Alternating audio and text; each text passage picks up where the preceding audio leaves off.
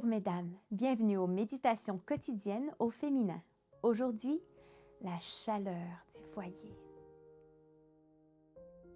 Psaume 91, verset 1 nous dit ceci. Celui qui habite sous l'abri du Très-Haut repose à l'ombre du Tout-Puissant. Gina marchait sous la neige qui tombait abondamment sur les rues froides de Londres. Elle portait un épais manteau de cuir, mais son cœur ne battait que faiblement, tant il souffrait de sa propre froideur. Comment Gina pourrait-elle se sentir différente? Elle avait chez elle un poêle ronflant et elle n'aurait pas de mal à réchauffer son corps. Mais où trouverait-elle la chaleur qui ferait fondre son âme? Des milliers de personnes s'ajoutent à la foule nombreuse qui périt de la froideur implacable d'un cœur de pierre. Apparemment, elles jouissent de tout ce qu'elles désirent, mais elles se sentent comme des pierres tombales. Sans qu'elle y prête attention, les pas de Gina l'avaient conduit devant un temple ouvert.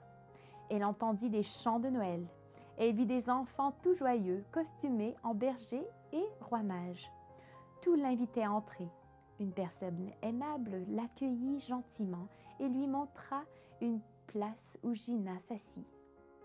Après avoir parlé de la scène que représentaient les enfants souriants, le pasteur monta sur l'estrade une bougie à la main. Il s'arrêta à côté d'une immense croix dressée sur le côté et il s'exclama « C'est Noël !» Le cœur de Gina se mit à battre la chamade.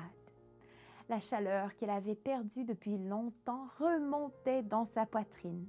Elle n'avait encore jamais entendu ce que signifiait Noël.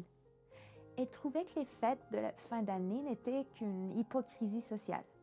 Mais à présent, face à la croix, elle perçut l'humilité, la tendresse et l'amour d'un Dieu qui s'était dépouillé de ses vêtements royaux pour partager la misère d'un monde froid, obscur et impitoyable.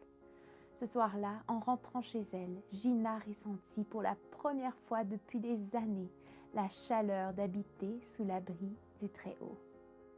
T'abrites-tu à l'ombre du Tout-Puissant? Te sens-tu protégé par le rayonnement de son amour?